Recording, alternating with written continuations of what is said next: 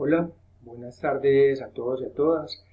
Como es habitual, entonces estoy enviándoles mis comentarios sobre el tema de exposición de los compañeros, para este caso entonces el de teoría fundamentada. Lo primero entonces es ubicarnos en la posición teórica que soporta la teoría fundamentada, que es la sociología, y de manera particular, digamos, el interaccionismo simbólico desde la escuela teórica de Chicago con autores tan importantes como Blumer, quien plantea entonces que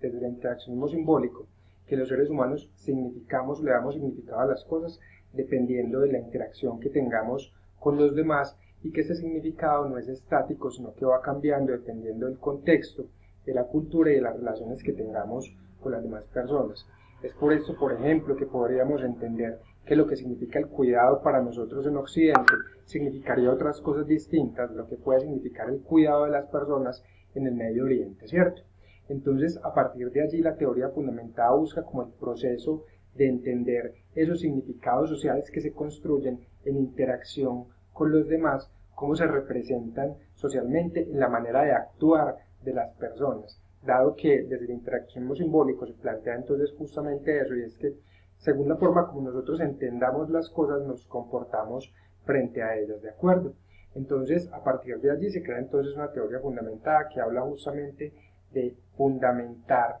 en unos datos una teoría. En ese orden de ideas, digamos que la teoría fundamentada, a diferencia de los otros estudios, que tiene intereses en describir, como la etnografía, o en comprender, como la fenomenología, la teoría fundamentada busca, más allá de la descripción o la comprensión, la explicación de un fenómeno desde el punto de vista teórico, entendido la teoría como un modelo explicativo de la realidad desde un punto de vista lógico, procesual y abstracto, que tiene que ver que cada nivel de conocimiento es mayor que el anterior.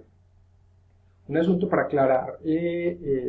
algunos componentes que planteaban los compañeros sobre la teoría fundamentada como cuantitativa y cualitativa. No, la teoría fundamentada es un método de investigación cualitativo, solamente que al ser procesual y mostrar, digamos, el paso a paso de cómo se desarrollan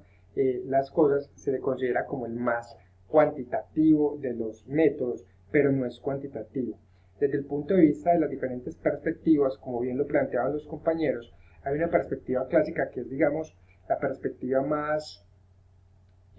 ortodoxa de la teoría clásica, y es muy pospositivista, en tanto trata, digamos, de entender solamente desde los datos y solamente a partir de los datos poder explicar una teoría, ¿cierto? Entonces la relación entre el investigador y los sujetos de investigación termina siendo un poco más neutral, y en ese orden de ideas, dado que solamente los datos hablan y no es la interacción del investigador con los datos, se puede, digamos, tener una pretensión de tener una teoría explicativa como grande y que trascienda en el tiempo, y quizá por eso los compañeros hablaban de un proceso que es muy inductivo. Sin embargo, cuando llegan las teorías reformuladas y la perspectiva constructivista de la teoría fundamentada, desde la perspectiva que plantean Strauss y Corbin, que es la reformulada, entonces se plantea como, venga, yo no llego como investigador a un asunto aséptico y que solamente los datos hablen, sino que yo también puedo interactuar con esos participantes, con esos datos, y es también la interpretación que yo hago de esos mismos datos. Entonces, aquí el asunto no es tanto tan inductivo, sino que también tiene un componente deductivo, ¿cierto? Porque el investigador participa allí, y en ese orden de la teoría no es tan grande, sino que es una teoría localizada, ¿cierto? Como bien lo planteaban los compañeros. Desde la perspectiva constructivista, digamos que la participación del investigador es mucho más fuerte, y ya no es solamente un asunto de interpretar y comprender, sino que se co-construye con los participantes esa teoría, una interacción mucho más fuerte y una interacción, digamos, mucho más participativa entre ambos. Entonces ya deja de ser inductiva y deductiva, sino que también tiene como un componente mucho más abductivo, en el sentido de que es mucho más abstracta esa formulación del conocimiento, en términos de que no es solamente lo que yo como investigador interpreto del fenómeno, más lo que interpretan los investigados, como lo plantea la reformulada, sino que entre ambos y en la construcción de las entrevistas, de esos diálogos, se construyen entre ambos, digamos, esa teoría fundamentada o anclada obviamente los datos. Son, digamos, con las diferencias claves entre los tres tipos de teorías fundamentadas, pero digamos que hay algunas coincidencias entre ellas, y es que entre todas, digamos, las técnicas de generación de datos, la más importante siempre va a ser la entrevista. Todas hablan de muestreo teórico y todas hablan, digamos, de un asunto que la generación de los datos y el análisis se hace de manera simultánea, y ya vamos a hablar un poco de esto, digamos, a poder llegar a saturar esas categorías. Entonces, dentro de los aspectos metodológicos, tienen que ser participantes clave. Un asunto para aclarar también lo que nos mencionaban los compañeros es que no necesariamente el muestreo siempre es teórico, ¿no? El muestreo teórico tiene que estar, pero antes del muestreo teórico, primero es un muestreo intencionado, con propósito. Es decir, yo te selecciono a vos para que participes en el estudio, porque vos sos ese actor social que vive el fenómeno y que quiere participar en la investigación, que me va a dar los datos. Esos datos yo los voy a analizar línea por línea, párrafo por párrafo, pero una vez empieza a construir las primeras categorías, debo buscar unos actores que me ayuden a saturarlas, que me ayuden a comprenderlas mucho más, y ese es el muestreo teórico. Cuando yo a partir de esos datos busco a personas fijas para que me ayuden a resolver algunos asuntos que desde el análisis mismo no lo he podido entender, y esos actores o esos nuevos participantes se buscan a partir de ese muestreo que se llama muestreo teórico. Entonces, la actitud del investigador, al menos en las posiciones, digamos, reformuladas y en la constructivista, tiene que ser una posición muy reflexiva frente a la interacción que tiene con los datos y el papel que tienen los mismos. Como técnicas de generación de datos, la más importante es la entrevista semiestructurada. Aquí sí es semiestructurada, porque digamos que parte a partir de unas preconcepciones o unos asuntos previos que el investigador quiere tratar, pero también se puede utilizar la observación, el análisis documental, los textos, pero digamos que se privilegia sobre todo las entrevistas.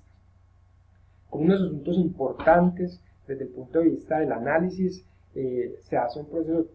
digamos, desde la perspectiva clásica de la glaseriana, se habla solamente de una codificación abierta y luego una codificación teórica. En la perspectiva reformulada de Strauss y Corbin se habla de una codificación abierta, posteriormente una codificación axial y luego una selectiva, mientras que en la constructivista solamente axial y selectiva. Los procesos de codificación los vamos a ver en la clase que miremos como los asuntos relacionados con el análisis de los datos. Se los voy a explicar un poco mejor allí. Sin embargo, pues los compañeros de la exposición hicieron un muy buen trabajo al explicar estos asuntos también. Entonces, ¿qué es lo importante? Digamos, dentro de la teoría fundamental se empiezan a sacar unos códigos, que son como unas etiquetas que se les ponen a los datos, que los resumen. Primero se hace una lectura texto por, digamos, línea por línea de toda la entrevista, y se van sacando de ellos los primeros códigos descriptivos, que es la forma como el investigador interpreta estos datos que están allí, ¿cierto? O la forma como los datos hablan, dependiendo de la perspectiva teórica, ¿cierto? Estos códigos luego se convierten en unas categorías que se dividen a su vez en unas propiedades y dimensiones, que son las formas como estas teorías, como estas categorías mejor,